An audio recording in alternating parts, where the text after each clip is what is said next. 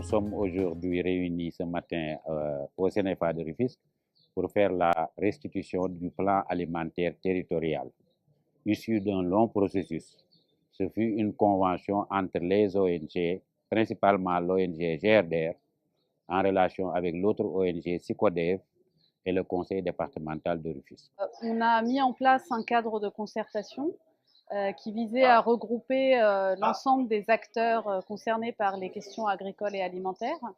Il s'agissait donc de regrouper des producteurs, des pêcheurs, des femmes transformatrices, des distributeurs, des associations de consommateurs, mais aussi les décideurs politiques, donc les élus locaux et les services déconcentrés de l'État. Donc il était important de rassembler tous ces acteurs et de les faire travailler ensemble sur l'élaboration d'une politique alimentaire.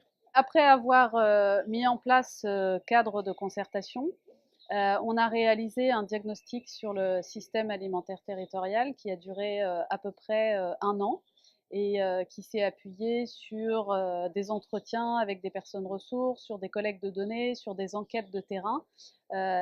Et ça nous a permis donc de rédiger un rapport et d'aboutir à une publication sur le système alimentaire du département de Rufisque. Ensuite, on a organisé un atelier avec les membres du cadre de concertation et d'autres acteurs qui nous semblaient intéressants d'associer à cette dynamique. Et donc, on a travaillé sur quels sont les grands enjeux agricoles et alimentaires du département. Et à partir des réponses des acteurs, on a donc travaillé sur l'élaboration de ce plan alimentaire territorial durable. Il y a une série d'ateliers qui ont été organisés sur différentes thématiques pour petit à petit voir quelles étaient les solutions qu'on pouvait apporter aux problèmes exposés par les acteurs.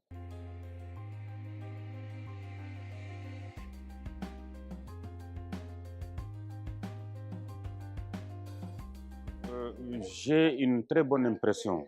Une très bonne impression parce que ce que je vois, c'est une dynamique d'acteurs.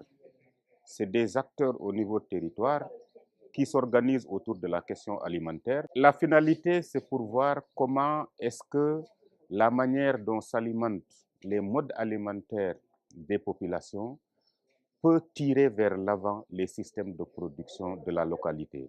Au ministère de l'Agriculture, nous avons la préoccupation de l'augmentation, de l'accroissement de la productivité des exploitations agricoles.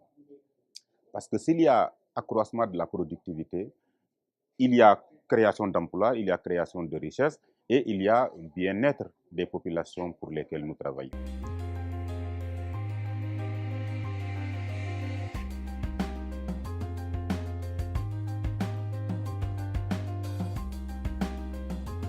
Parmi les contraintes majeures, c'est l'accès à la terre. Tout le monde sait que dans ce département, qui abrite beaucoup de projets du président de la République à travers le pôle urbain de Diamniadio, les nombreux programmes de lotissement des collectivités locales, nous avons perdu beaucoup de terres agricoles.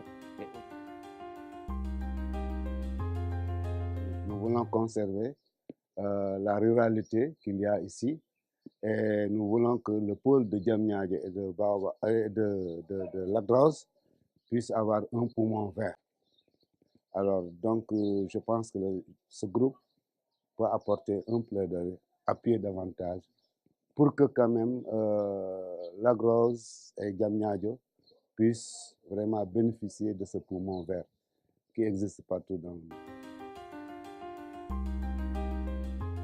Mais il est aussi nécessaire dans cette industrialisation qui se profile sur le site de Diamniadio de voir comment travailler à la fois sur les produits agricoles, leur transformation et aussi travailler, qui dit produire, parle de produire dans la qualité.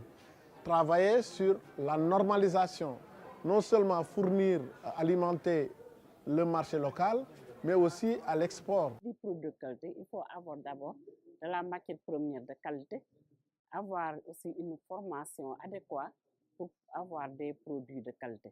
C'est pourquoi on recommande qu'on fait des journées de dégustation et de multiplier les formations, notamment les centres de formation.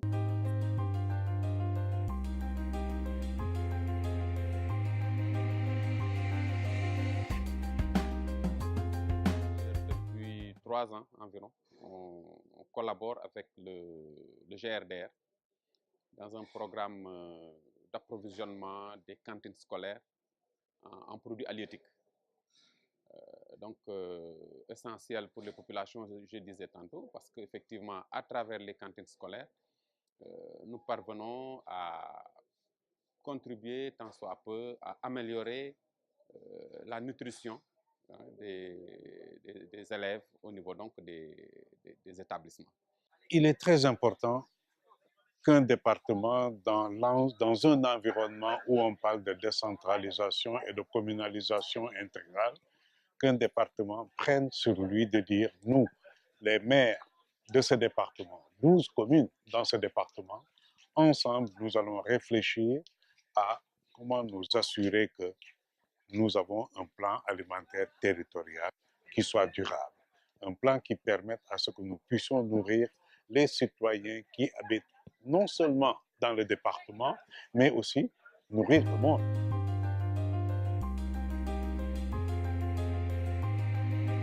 Ce que nous avons retenu à l'issue des travaux, c'est un certain nombre d'axes. Je crois que le premier point sur lequel nous avons insisté, c'est sur la nécessité d'affiner le plan d'action qui a été présenté et qui a été discuté, notamment en mettant l'accent sur, disons, la nécessité d'avoir un timing beaucoup plus précis sur les activités qui ont été identifiées, mais également aussi de faire en sorte que ces activités soient hiérarchisées, en tenant en compte le principe de subsidiarité, comme nous avons dit dans les discussions, parce qu'il y a un certain nombre d'activités qui peuvent être prises en charge directement par les acteurs locaux, sans attendre, disons, l'intervention soit des communes ou du conseil départemental ou même des partenaires.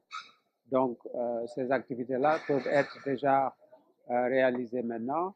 Ensuite, il y a d'autres activités peut-être qui vont être du ressort des communes. Il faut les identifier et travailler les communes dans leur planification avant maintenant d'arriver au conseil départemental ou même avant d'interpeller les autres acteurs. Donc ça, je crois que c'est un des axes importants sur lesquels nous avons discuté.